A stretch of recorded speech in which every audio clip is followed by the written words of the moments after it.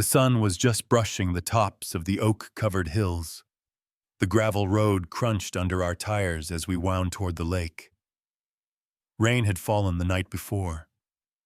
The air carried the sharp, familiar scent of wet earth and pine. I hadn't been back to the lake house in years, not since my brother passed. But now here I was. The tailgate of my truck rattled with boxes, lamps, and 4 duffel bags of clothes, all belonging to my niece Lila. She sat beside me in the passenger seat, silent. Her hands rested on a worn photo album, her father's. Her eyes stayed glued to the window. We passed faded trail signs, a splintered fence post, and finally a weathered blue mailbox, our family name etched in peeling paint carver. "Does it look the same?" she asked softly. I nodded. "A little worn. But aren't we all?" Lila let out a quiet laugh. It didn't reach her eyes. It had been a brutal year for her. For both of us. When my brother Daniel passed away suddenly last autumn, Lila carried the heaviest load. She was in her master's program wrestling with her thesis, planning a funeral, sorting the estate, fending off relatives with unsolicited advice. And somewhere in that storm, she chose to leave the city, to return here, to the lake house her father loved. He'd left it to her. All of it. The house, the dock, the wooded acres behind it, and most precious, the private shoreline curving like a crescent moon around Willow Lake. It was a generous gift. But more than that, it was a legacy, and that's why I came. Not just to help her move in, but to ensure no one stood in her way. We pulled up to the house around 8:30. The driveway was slick with wet gravel. The roof shimmered with dew. The lake stretched beyond the hill, calm, silver, untouched. Lila stepped out and stared at it for a long moment. Then she whispered, "I forgot how quiet it is here." "Peaceful," I said. She gave a faint smile. "Yeah, peaceful." We started unloading. Nothing fancy, just essentials. A mattress, a small oak table, 2 mismatched chairs, her dad's old leather recliner. She didn't have much yet, and that was okay. The house had running water, working lights, a sturdy wood stove. It was enough. Around 10, I spotted the first golf cart. It glided down the hill from the new cul-de-sac where the HOA properties sat. The cart was pristine, branded, white with blue trim. A laminated badge fluttered from the front Silver Pines HOA patrol unit. Lila was on the porch, smoothing out a rug. I was by the truck, hauling her suitcase. The golf cart stopped at the gravel's edge.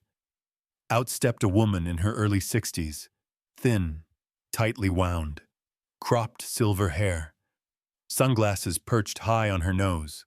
She wore a crisp lavender cardigan and gripped a clipboard like a shield. I knew her type instantly. "Marlene." "Excuse me," she said, looking straight at Lila. "Can I help you?" Lila stood tall. "We're just moving in." Marlene's brow furrowed. "This property hasn't been lived in for years." "It's mine," Lila said evenly. "My father was Daniel Carver." Marlene's eyes narrowed. "And you are?" "His daughter, Lila." I walked over, wiping my hands on a rag. "Is there a problem?" Marlene sized me up like I was the delivery guy. "And you are?" "Her uncle," I said. "And you still haven't told us who you are." Her smile was rehearsed, sharp. "Marlene Whitaker. I'm with the Silver Pines Homeowners Association. This property falls within our oversight zone." "No, it doesn't." I shot back. "This land is private, always has been.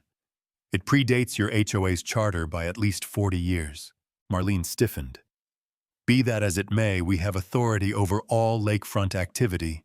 That includes residency vehicle access, shoreline maintenance. I'll need to see a permit." Lila blinked. "A permit to live in my own house." Marlene stepped closer. "We've had issues with squatters. You understand. It's not personal. It's procedure." I moved in front of Lila. "No, what you have is a clipboard and a golf cart. That doesn't give you the right to harass homeowners on their own land." Marlene's lips thinned. If you can't provide documentation, I'll have to contact the authorities. Go ahead, I said. Call them. Maybe they'd like to see the deed too. She hesitated, then turned, climbed into her cart, and drove off. The wheels spit tiny sprays of gravel as she vanished over the hill. Lila let out a breath. What was that? That I said was your official HOA welcome wagon. We stood in silence for a moment, watching the trees sway, the lake glinting in the distance. This should have felt like a beginning, but already it felt like a standoff. Later that night, as we ate pizza on the porch, Lila said, I don't want trouble. I just want to live. I know, I said. But people like her, they don't like losing control.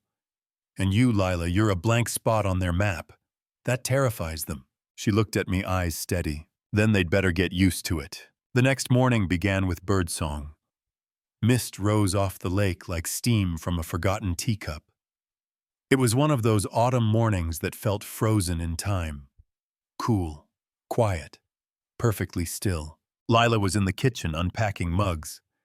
I carried in the last boxes from the truck. I hoped today would be calmer. Yesterday's visit from the clipboard queen was irritating, sure. But maybe, just maybe, it was a one-time flex, a warning shot.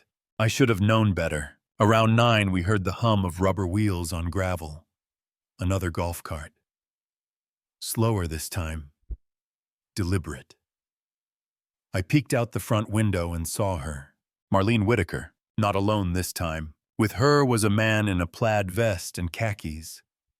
A camera dangled from his neck. He was shorter than Marlene, with a mustache that screamed small-town bureaucrat. His expression was caught between smugness and unease. Let me guess, I muttered to Lila, HOA evidence collector. Lila set her mug down. You want to handle it? No, I said, but I will. We stepped onto the porch together as Marlene and her sidekick approached. Marlene flashed a tight smile. Good morning. I hope we didn't disturb you. You didn't, Lila said, tone flat. This is Gerald, Marlene said, gesturing to the man with the camera. He's on the HOA compliance committee. We're here to conduct a visual survey of what I asked. Marlene stayed composed. We've received reports of unauthorized occupancy, potential shoreline alterations, and she paused, improper vehicle storage. I stared at her. You mean her truck in her own driveway? Gerald raised his camera. I stepped off the porch fast. Hey, don't point that at us. You're on private property. We're on a community access shoulder, Marlene replied smoothly. This section overlaps the shared lakefront easement. I laughed. You're standing on a 1968 private driveway. The easement ends back at the trailhead 200 feet uphill. You've got no claim here. Marlene sighed dramatically. We're simply trying to maintain community standards. Lila crossed her arms. There's no community here, Ms. Whitaker. This is my land. My deed says so. The city says so. The county says so. Marlene's lips tightened. We'll be reviewing that claim. Gerald snapped a photo of the shed, then turned his camera toward the dock. Lila stepped forward, voice low and firm. That's enough. Take your pictures from public land if you must. But you don't get to invade mine. Gerald froze. Marlene touched his arm. We'll file a report, she said. Expect a formal notice within the week. Then they left. No apologies, just the whine of the cart as it slunk up the path like a predator retreating, but only for now. After they were gone, Lila stared out at the lake for a long time. I thought this place would be quiet, she said finally. It will be, I said, after we show them what quiet really means. We didn't have to wait long for their next move. 2 days later, a thick envelope arrived, unmarked, but jammed into the mailbox, with enough force to make a statement.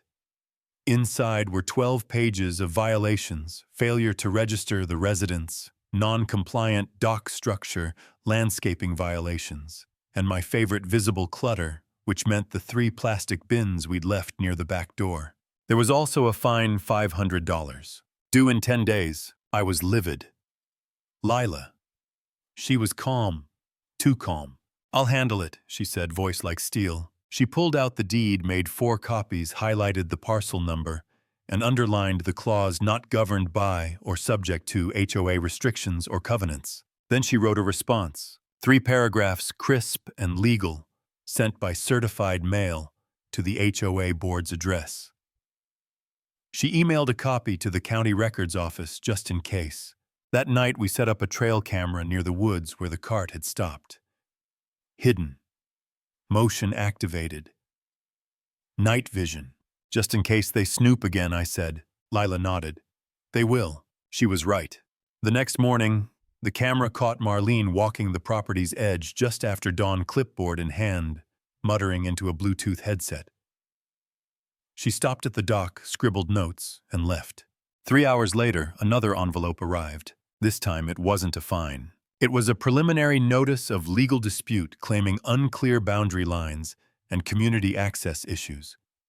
They were escalating, manufacturing a fake conflict, hoping to force mediation and surrender. Lila read the letter, folded it neatly, set it beside her coffee mug. They're trying to break me, she said. Not legally, emotionally, hoping I'll pack up and run. I looked at her, this young woman who'd lost her father, inherited a home, now faced a neighborhood empire determined to drive her out. I didn't see fear. I saw strength. They think you're alone, I said. They don't know I'm not just here to help you move. She gave a small smile, just enough. That evening we printed new boundary markers, reset the survey stakes, added a second camera near the back tree line. Then we hung a sign by the front path. Private property, not under HOA jurisdiction. Trespassers will be prosecuted. Lila stood beside me as we drove it into the ground. They'll hate this, she said. Good, I replied, because what they didn't know, what they couldn't grasp, was that Lila wasn't just a grieving daughter with a lakefront inheritance. She was a landowner. She held the entire lakefront from the trailhead to the eastern cove. Every rock, every dock post, every inch of shoreline they used for HOA picnics, barbecues, nature walks. Hers. They just didn't know it yet, but they would, soon. By the end of the week, it was clear Marlene wasn't backing down. Tuesday morning, we woke to construction equipment rumbling near the south end of the property. Lila and I stepped onto the porch, expecting a utility crew or road work. Instead, we saw workers' hard hats, orange vests, wheelbarrows unloading metal fencing panels. They weren't on public land. They were hammering rebar into Lila's side of the tree line, between her property marker and the slope to the gravel trail. I grabbed my coat. Lila was already marching toward them, her own clipboard in hand, a copy of the survey pinned to the front. "Excuse me," she called. "What are you doing?" A foreman, late 30s, chewing gum like it was a grudge, turned and said, "Installing a boundary fence." HOA ordered it for perimeter clarity. Lila's voice was firm. "That's my property line. You're digging into my land." The man blinked. "We were told this was an HOA buffer zone." "It's not," she said, holding up the survey. "That tree you're next to, it's 25 feet inside my boundary. This is a certified county survey." He scratched his neck. "Ma'am, I don't want trouble. Just following orders." "I respect that," Lila said. "But if you keep driving posts into my soil after this warning, I'll file a trespassing report, and your company will be liable." The foreman signaled his crew to stop. They hesitated, then packed up, grumbling. Within 20 minutes, the site was clear. Lila didn't relax until the last wheelbarrow vanished up the trail. "They're testing the fence," I said. She looked at me. "What? They're not building one. They're testing yours, seeing if you'll break." Lila didn't answer. She turned and walked back to the house, leaves crunching under her boots. But the next day, the escalation shifted. An email landed in Lila's inbox, not from Marlene, but from compliance@silverpineshoa.org. The tone was cold, clinical.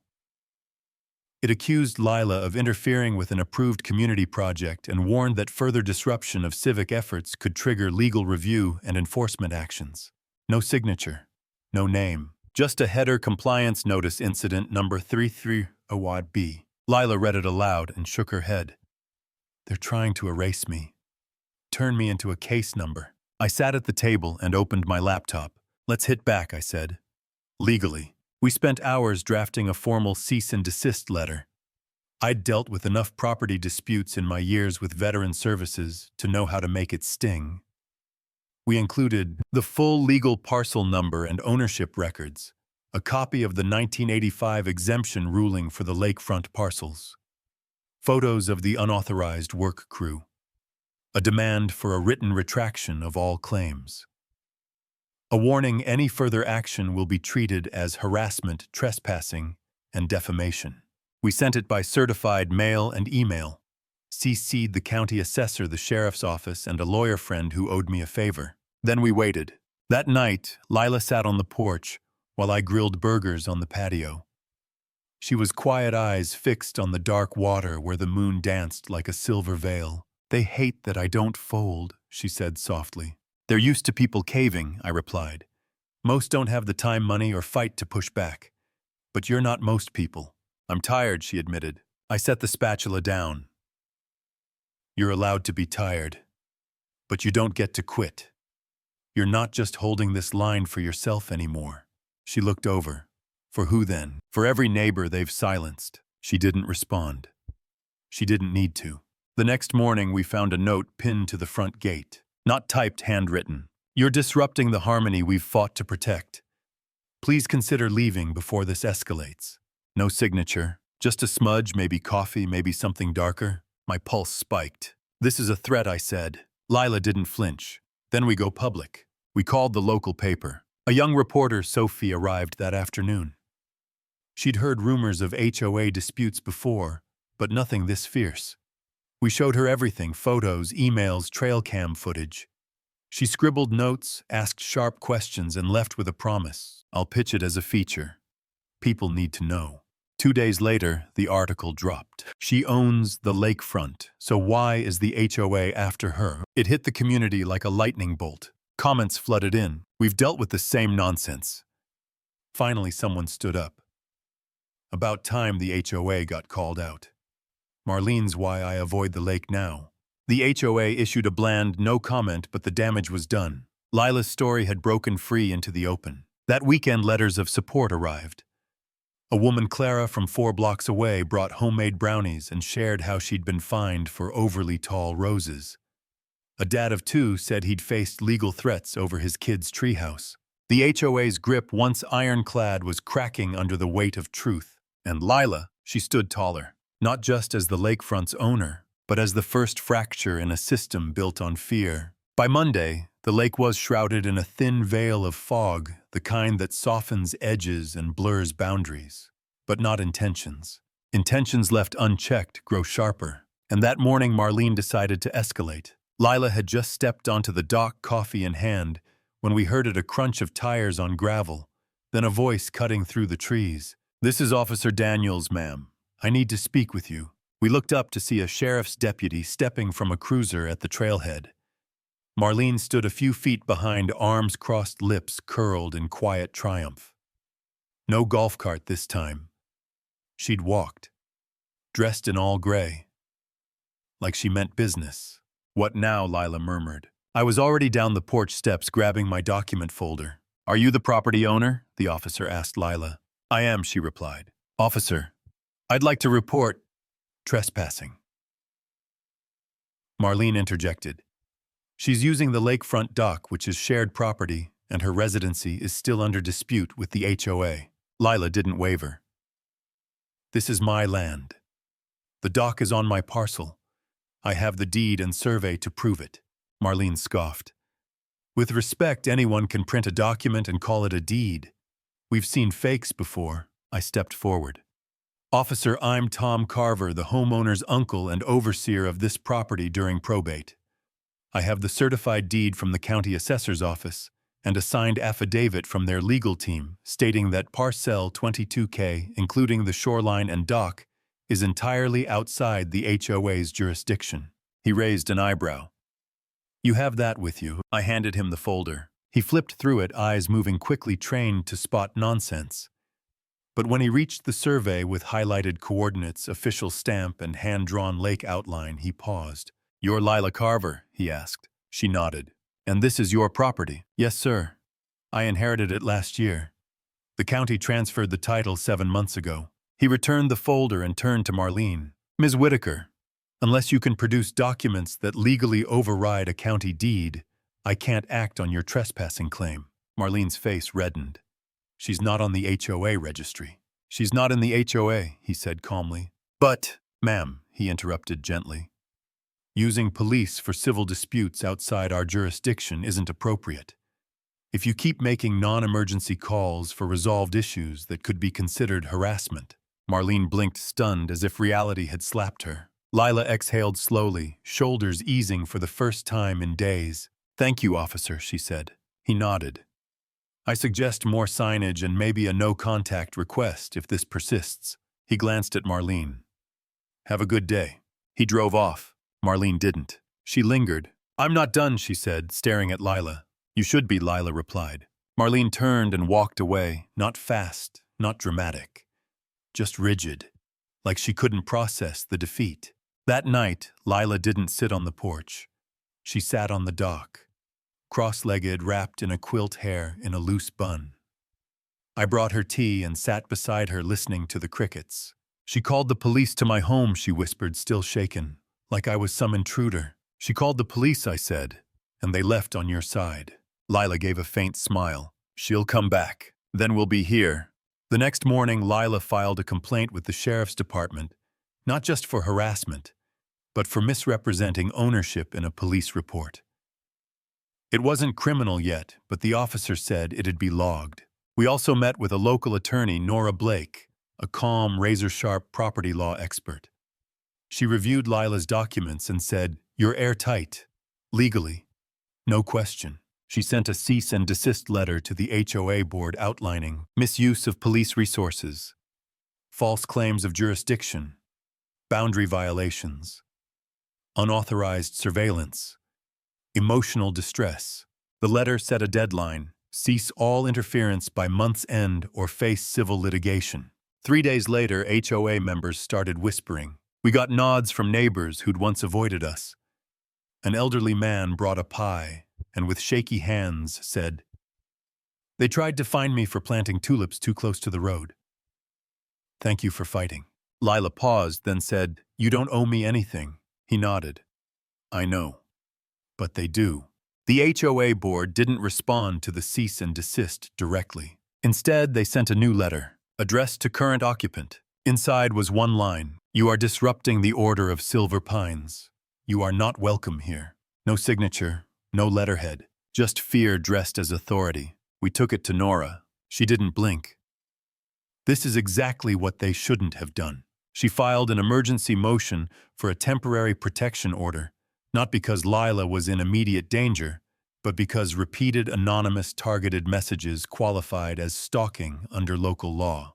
The judge approved it within 2 days. Marlene and any HOA agent were now legally barred from contacting Lila without attorney presence. The sheriff delivered the order in person. I'd have given anything to see Marlene's face when she opened that envelope. Lila pinned a copy to the back of her front door.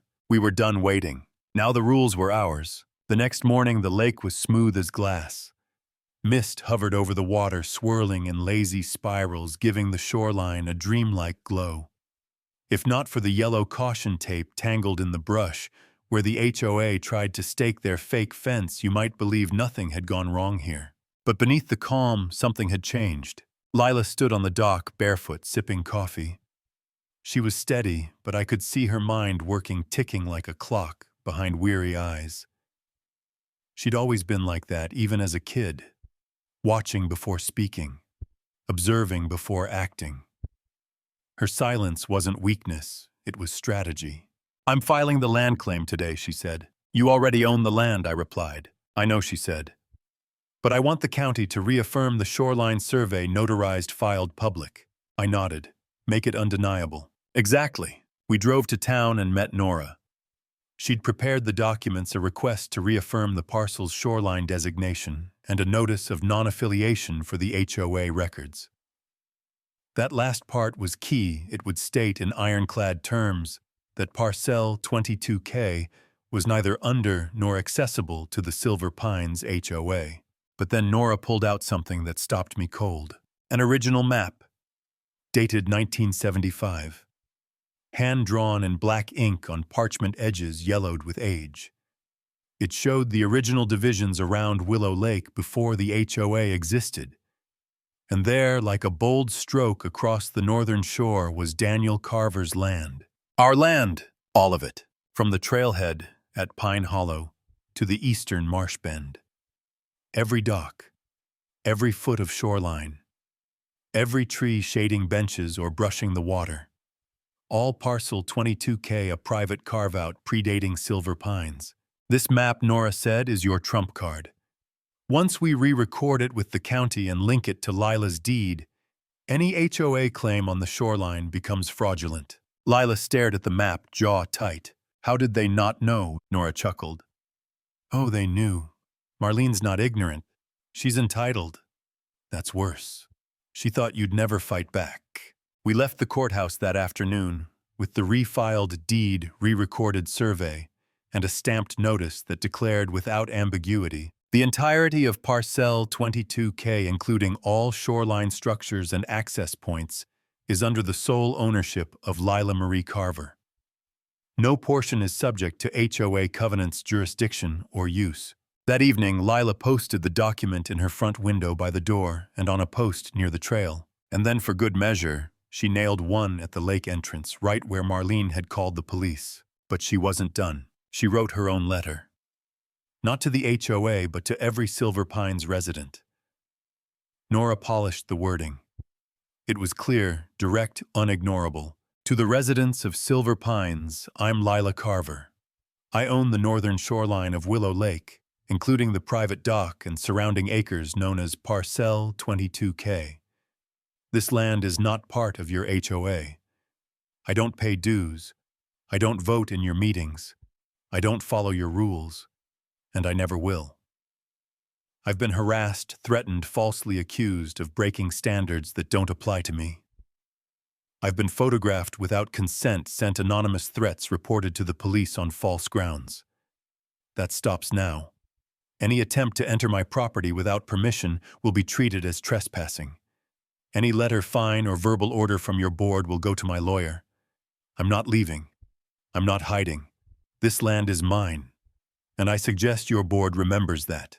We mailed a copy to every address on the HOA registry. The fallout was swift. By the weekend, whispers became open conversations. At the local diner, we overheard someone say, "Did you know the lakefront was never theirs?" Another muttered, "If they lied about the boundary, what else are they hiding?" And then came the confrontation we'd been waiting for. Sunday morning, Lila was pruning branches along the dock path when Marlene appeared not in a cart, but on foot, flanked by two younger HOA members. Both men wore Silver Pines badges and forced smiles. Marlene looked pale, tense, unsteady. "I got your letter," she said. "Good," Lila replied, not looking up. Marlene hesitated. "It was unnecessarily aggressive." "No," Lila said. "It was precise. You're not welcome here." One of the men cleared his throat. "We just want to clarify." "No," I cut in, stepping beside Lila. "You want to save face now that people are asking questions." Marlene's voice sharpened. "That land was always considered shared." "Considered," Lila repeated, "but never owned. Big difference." "You should have come to us before going to the county," Marlene said. Lila stood. "I came here to mourn my father and rebuild my life. I didn't expect to be spied on, fined, or threatened. I did what you wouldn't, my homework." Marlene's mouth opened, but no words came. Then Lila said something I hadn't expected. Something simple, devastating. "You don't scare me." Marlene flinched, and for the first time since she'd set foot on our land, she had no response. The three turned and left silent as shadows. That evening, a new sign went up by the lake path. "Private lakefront, no trespassing. Violators will be prosecuted under County Ordinance 15-9D. It was official, legal, enforceable, and they knew it. Marlene didn't return after that. Rumors swirled that she was losing allies within the HOA. Younger members questioned the legal fees, the secret fines, the culture of control.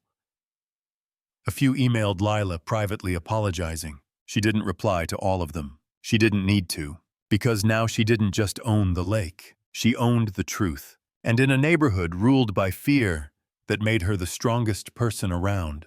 The quiet didn't last. Just when we thought Marlene had retreated to her HOA shadows, she struck again, not in person, but on paper. A thick envelope arrived one afternoon, tucked in a manila folder, stamped with the Silver Pines HOA seal. No return address, just a digital signature on the cover letter. From the Office of Community Standards, subject shoreline access, concern mediation request. Lila opened it with the calm she'd honed over weeks of this nonsense. Inside were 10 pages of dense legalese bureaucratic, jargon a ridiculous argument. While Lila owned the land, the HOA had historically used the shoreline and dock for community wellness programs, which they now claimed gave them a traditional easement. "I've seen bad arguments," I muttered, reading over her shoulder. "But this is world-class manipulation." Lila didn't flinch. "They're crafting a new story." The document requested a good faith meeting to avoid costly litigation and preserve neighborhood unity. A power grab disguised as compromise, and Lila saw right through it. "I'm not meeting them," she said. "No, I agreed, but we'll respond." We called Nora. She scanned the pages, rolled her eyes, and said, "It's nonsense. It wouldn't hold up in court. But it's clever nonsense. Meant to intimidate, make you doubt yourself." Nora sent a response within 2 days. Sharp and final, "To whom it may concern, the claim of traditional easement is baseless and legally irrelevant, as the property has never been zoned for shared access and was explicitly excluded from HOA jurisdiction at its inception.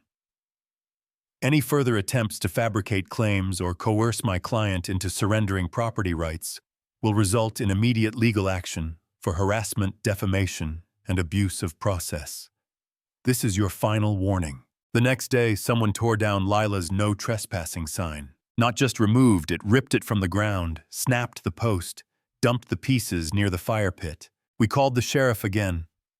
Deputy Daniels filed a vandalism report, adding it to the growing HOA harassment file. "I'm tempted to call this a pattern," he said. "It's getting out of hand." Lila replaced the sign that day. This time she added a solar-powered motion light above it and a trail cam that sent alerts to her phone. That night at 2:45 a.m., the camera snapped 7 stills. Marlene, on foot, walking the trail in a dark jacket and sneakers, hood up, clipboard in hand, phone glowing faintly. She stood at the dock's edge for 20 minutes, just staring. Not measuring, not filming, staring. When we showed the footage to Nora, she didn't hesitate. That's stalking. She filed for an expanded protective order covering Marlene and any HOA board member acting on her behalf. The judge signed it the next day. Marlene was now legally barred from stepping near Lila's property. We thought that might end it, but 2 mornings later, we woke to something worse. An orange plastic barrier like a roadblock was set across the trail just before the lake. Attached was a sign, "Private HOA zone, no entry without badge. Violators will be fined." "They've blocked the lake path," Lila said, voice low, "and claimed land they don't own." We took photos, called the city, went to the planning office. A zoning inspector, Carla, met us at the trailhead within a day. When she saw the barrier, she sighed, again. Apparently, Marlene had a history of redefining boundaries. Carla checked the trail markers, reviewed Lila's survey, shook her head. "This is a public right-of-way," she said. "They have no authority to block it, especially to restrict private property access." She issued a removal order on the spot. By dusk, the barricade was gone. But it didn't stop there. That evening, Lila got an email from an HOA-run newsletter protecting our community. It didn't name her, but it didn't need to. It spoke of outsiders exploiting legal loopholes, people bypassing rules with old deeds, individuals threatening harmony by rejecting unity. Lila read it aloud, then looked at me. "They're turning the neighborhood against me." I shook my head. "No, they're showing who they really are." And the backlash wasn't what they expected. 2 days later, 4 families quit the HOA. Not just the board, the HOA entirely. They sent formal withdrawal letters citing ethical violations, aggressive tactics, misuse of funds for personal agendas. One messaged Lila, "We were fed lies. About the land. About you. I'm sorry." The tide was turning, and Marlene, she went silent for 10 days. But just when we thought she'd burned out, she came back with one last desperate play. A legal filing. An injunction request, filed in small claims court. It claimed Lila had obstructed community development and caused emotional harm to Marlene through hostile signage surveillance, exclusionary actions. Pure theater, but it forced a hearing. Lila stared at the paper, then at me. They want a courtroom. I nodded. Then let's give them one. What they didn't know was that we were ready. And we weren't just speaking for ourselves, but for every neighbor they'd silenced. The courthouse was a modest brick building on the edge of town. Its faded columns were weathered by decades of harsh summers. Not grand, no scanners, no stone statues, but stepping inside felt like entering a place where truth mattered. Lila and I arrived early. We dressed simply, neutral colors, nothing flashy. Composed. Professional. Her hair was tied back, eyes clear. She carried a thin folder not to prove anything, but to show she didn't need to shout to be heard. Marlene was in the lobby. She stood by the clerk's desk, flanked by a man in a gray suit who looked like he'd practiced his smirk in a mirror. Her expression was calculated, part victim, part queen. She clutched a stack of papers like they were sacred. When she saw Lila, her lips twitched, expecting a nervous glance or guilty shift. Lila gave her nothing. The clerk ushered us into a small hearing room, windowless with creaky chairs, a worn table, a bored bailiff leaning against the wall. The judge, Evelyn Hart, sat behind a scuffed wooden bench, glasses low on her nose. "All right," she said, tapping the file. "Case number 23-612-E. Ms. Whitaker, you filed for an injunction against Ms. Carver. Let's begin." Marlene stood. She read from a prepared statement, voice smooth rehearsed. She painted herself as a dedicated community leader, protecting a fragile lake ecosystem. She claimed Lila had built unpermitted structures, verbally threatened her, caused significant distress with surveillance near public trails. She even cried. Real tears, a single tissue dabbed at her cheek like a full stop. When she finished, her lawyer handed over photos. Lila's dock, her no trespassing sign. A still from the trail, Cam catching Marlene on the trail, cropped to hide the timestamp and location. The judge flipped through them quietly, then turned to Lila. "Ms. Carver." Lila stood calm as ever. "Your Honor, I want to clarify one thing. I'm not part of the Silver Pines HOA. I'm the sole owner of Parcel 22K, which includes the dock, the lakefront, the wooded perimeter where Ms. Whitaker trespassed without permission." She handed over her folder, 3 pages. The county deed, the re-recorded survey with official stamp, a notarized affidavit from the county planning office confirming her property was never under HOA control. The judge studied them for several moments. Lila continued, voice steady. "The dock was built by my late father over 35 years ago. The sign went up after repeated unauthorized entries onto my land, including one at 2:45 a.m., captured by my legal marked security camera." She paused. "I haven't threatened anyone. I haven't trespassed. I've only asked to be left alone." Judge Hart looked at both sides, then leaned back and sighed. "This," she said, "is not what small claims court is for." She turned to Marlene.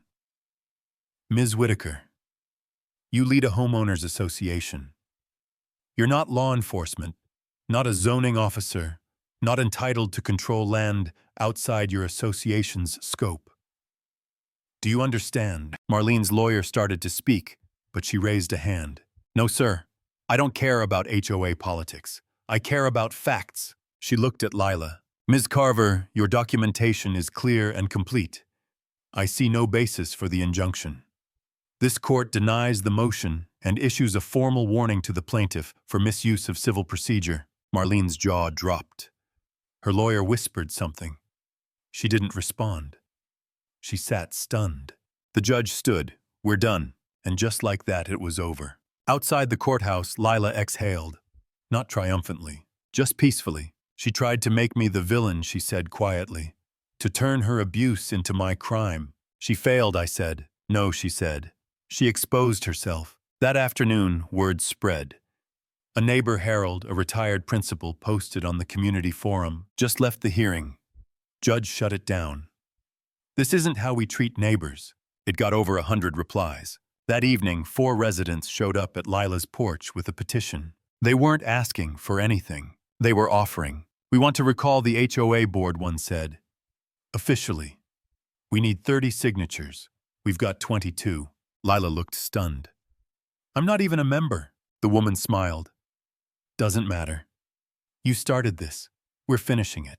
Within a week, the petition hit 35 names. At the emergency vote, Marlene was ousted as board president by a margin of 30-5. Her resignation letter was one line: "I no longer wish to serve a community that rejects order." No apology, no accountability, just retreat. The next week, her house went up for sale. A plain sign with blue lettering. No fanfare, no farewell, just silence. Lila didn't celebrate. She didn't gloat. She just lived. The cameras stayed up, not out of fear, but as a reminder. The dock was repainted, the garden planted. A neighbor built a little free library by the lake, and Lila filled it with books. She hosted a picnic, a real one, with handwritten invites, fairy lights, homemade bread. Over 40 people came. No HOA board members showed. No one cared. That night, as we folded chairs and packed away lanterns, Lila stood on the dock, gazing at the water. "I didn't come here to fight," she said. "I know. I just wanted to come home." And she had. On her land, on her terms, without permission, without fear. Because some victories aren't about banners or headlines. They're about reclaiming your space, the kind no one can take once you've claimed it as yours. Even after Marlene's fall, peace didn't arrive all at once. It came like morning mist, dense in patches, slow to clear. The court win gave Lila legitimacy, but legitimacy didn't always mean acceptance. Not when some neighbors had spent years drinking Marlene's HOA propaganda. The day after Marlene's resignation, an anonymous flyer appeared in neighborhood mailboxes. Ask yourself, do you want a lake owned by one person or a lake for everyone? This was a community. Now it's a fortress. No name, no group claimed it. Just a cheap printout on plain paper. But the tone was clear entitlement cloaked as concern. Lila found one slipped under her gate. She stared at it, then folded it without a word. That evening, rumors started. At the corner market, the cashier asked, "Is it true she's fencing off the lake now?" A week later, a neighbor's kid told Lila he heard someone at the community center say she was trying to privatize the whole shoreline. Then came the HOA bulletin, unsigned, but clearly backed by the remaining board. It warned of unauthorized landscaping near sensitive lake zones, a jab at Lila's repairs to the overgrown trails and garden beds her father had loved. It was absurd. Lila, who'd restored access, fixed erosion by the dock, paid for a community cleanup, was now cast as a threat to nature and unity. Sides formed. Some neighbors rallied harder. The Thompsons, whose daughter fished at the lake daily, offered to build a trail sign honoring Daniel. "I remember when this was just mud and dreams," Mr. Thompson said. "Your family's always been its soul. Don't let them rewrite that." Others, like the Harrisons down the street, turned cold. They'd been Marlene's allies, barbecue buddies, not fighters, but they bought the whispered fears. "She's changing everything," Mrs. Harrison muttered at the mailbox. "I'm not saying she's wrong. Just things were simpler before." Then came the real spark. 5 residents proposed to the new HOA board a plan for legacy access restoration, shared dock privileges, including Lila's lakefront. Lila was furious, not because they wanted the dock, but because they were trying to control her land again. "It's entitlement dressed as nostalgia," she said bitterly. "They miss when my family didn't say no." We called Nora. She was ready. "I saw this coming," she said. "Marlene's gone, but her narrative lingers." She drafted a preemptive cease and desist. The new board, led by a cautious president, acknowledged their limits, at least on paper. But rumors didn't need paper to spread. One Saturday, Lila hosted a community coffee by the lake. She invited everyone, even those who'd turned on her. Dozens came. Some brought kids, some brought apology cakes. Others stayed away. And one man, tall, graying in a red flannel, stood beyond the trees, watching, but never approaching. We recognized him from HOA meetings. One of Marlene's old inner circle, the kind who smiled with his lips but judged with his eyes. That night, someone smashed Lila's mailbox. No witnesses, no confessions, but everyone knew. And so it continued the quiet war, not of laws now, but of memory and perception. The legal fight was won, but the emotional ground, that was harder. That week, Lila started writing letters, not legal ones, but personal. She sent them to 15 neighbors. Each told a story about her father. How the dock was built from reclaimed barnwood. How the lake froze in '89 and kids skated under her mother's watchful eye. How he planted wildflowers to keep geese off the porch. The letters weren't arguments, they were invitations. To remember what this place was before bylaws power plays, HOA politics turned it into a battlefield, and slowly something shifted. Not loudly, not instantly, but neighbors started waving again. A kid brought Lila cookies with thanks for the lake and green icing. And one evening, as we sat on the dock watching dusk settle over the water, Sam, a quiet widower from 2 houses down, walked up and handed Lila a folded paper. It was a petition to dissolve the HOA completely. It's time, he said. We built a lake, not a regime. Let's make it a neighborhood again. Lila stared at the paper for a long moment, then nodded. I thought the story would end with the vote. In many ways, it did. The HOA was dissolved. The bylaws voided the power Marlene once held, returned to the homeowners. But as the dust settled and we adjusted to this new community, something unexpected happened. Something none of us saw coming, not even Lila. 3 weeks after the vote, a letter arrived. Not for Lila, not for me, not for Sam, who'd led the petition. It came in a crisp government envelope addressed to the residents of the former Silver Pines HOA. It was from the State Department of Community Oversight and Housing. The subject was brief: notice of formal investigation, alleged abuse of authority and mismanagement of HOA funds. Lila read it twice before looking at me. You think someone reported them? I raised an eyebrow. You think they shouldn't have? She gave a weary smile. I just thought we were done. But we weren't. Apparently Nora Ever, the strategist, had filed a secondary report. One she hadn't shared with us. It included public records, resident complaints, financial documents uncovered during Lila's battles. She'd sent it to state regulators the same week as the vote. I couldn't let it go, she told us when we asked.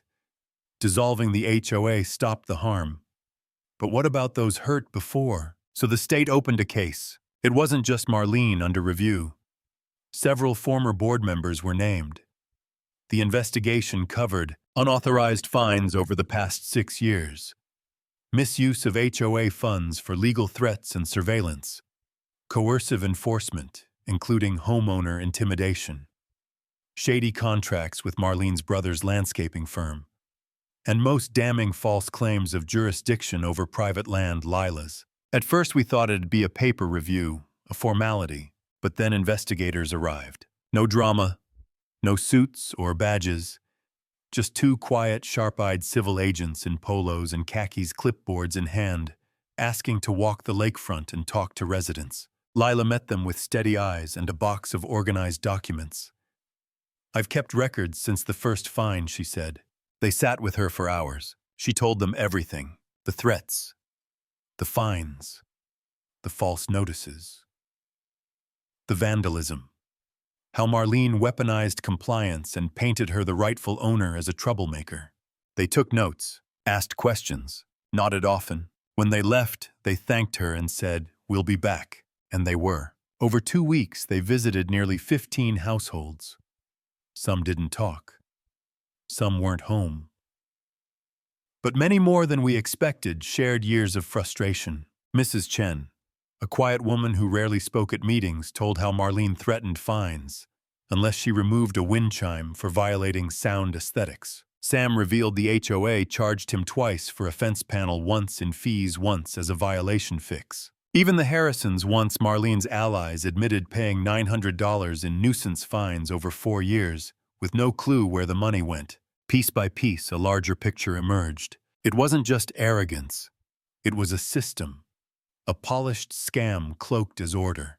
The turning point came when investigators found a budget report listing $15,000 in community outreach funds. The receipts all tied to Marlene's private event planning company. Lila was called to testify at the preliminary hearing. Not a courtroom. A sterile municipal conference room with name tags, microphones, glass walls. But the tension was palpable. She walked in calm and clear. She wore the same blue linen shirt her father loved for town meetings. "It keeps me grounded," she whispered. They asked for her statement. She didn't use notes. She didn't cry. She just said, "The HOA told me I didn't belong on land my family built. They fined me for restoring what they neglected. They called the police on my cousin for moving boxes into a home she co-owns. They faked authority to hide insecurity. I'm not here for revenge. I'm here because if this happened to me, the daughter of the man who shaped this lake, it could happen to anyone." The room was silent when she finished. Not even a rustle. That hearing sparked headlines. Local papers ran it. Then a state housing blog. Then a podcast. When the HOA turned on its own the Silver Pines story. The neighborhood hummed. Some worried about property values. Others called it healing. But Lila, she stayed steady. "They're not just talking about me now," she said. "They're talking about something bigger." That's enough. By month's end, the state issued its report. Marlene was personally fined for fund misuse and banned from serving on any residential board for 12 years. 3 other ex-board members were ordered to pay restitution for fraudulent fines. And Silver Pines was cited as a case study in how unchecked HOA power can become abusive and illegal. That night we sat on the dock, fireflies flickering over the water. Lila stared out at the lake, arms crossed. "Ever think this lake would become a courtroom?" she asked. I shook my head. I always thought it was a mirror. People just don't like their reflection. She smiled, not bitter, just knowing, and silence fell. But this time it wasn't heavy. It was peaceful, like something had ended and something better was beginning. The lake was still that morning. Not silent, never silent, but still in a way that invited reflection. Soft waves kissed the dock. A heron stood like a sentinel on a sunlit rock. Across the water, a child's laugh rang out, chasing a dog, finally free from compliance leash rules. I stood on the porch of Lila's cabin, coffee in hand, watching the breeze stir the trees. No more warning signs. No HOA carts prowling. No red ink letters demanding anything. Just birdsong. And home. Lila stepped out barefoot, a towel around her neck, hair damp from a morning swim. She looked 10 years younger than the woman who'd stood alone against the HOA defending her right to live on land her family held for generations. "How's it feel?" I asked. She smiled, like breathing after holding it too long. It had been 6 months since the HOA dissolved, 4 since the state investigation closed. No retaliation, no drama, no Marlene resurfacing with lawsuits or flyers. Just normalcy. A hard-won quiet. Lila wasn't the same, and neither was this place. The community, once fractured by fear and petty power, was healing in ways we hadn't expected. The old HOA clubhouse became a community hub, open 4 days a week, run by volunteers. Sam hosted plant exchanges. Mrs. Chen led lakeside yoga. Even the Harrisons co-planned the annual cookout. But the biggest change was in Lila. She'd reclaimed more than her land. She'd reclaimed her voice, her purpose, her place in a world that tried to push her out. One evening, she hosted a dinner, simple grilled vegetables, lake-caught fish recipes I didn't know she'd kept. She cooked barefoot while her cousin's kids ran wild in the yard. That's when she announced she was staying, for good. No more splitting time between the city and the lake, she told us. This is home now. Always was. Then she looked at me. "You should stay too," she said matter-of-factly. "There's space and peace." There was something sacred in that offer. Not romance, no, our bond was deeper. Like family reforged. Like trust earned through battle. Like being seen in a world that often looks away. So I did. I rented the small cabin up the hill, fixed its sagging porch, hung a wind chime. Mrs. Chen gave me the same one Marlene once called a violation. Peace isn't loud. It's slow mornings and shared meals. It's not bracing for footsteps. It's kids laughing without shushing. It's neighbors waving without suspicion. And the lake, always the lake, held it all together. Lila named the dock after her father, carved his initials into the railing. She planted wildflowers along the shore, and when they bloomed, they painted the bank in colors so vivid it hurt to look at them. One night, a reporter came for a follow-up on the HOA that collapsed.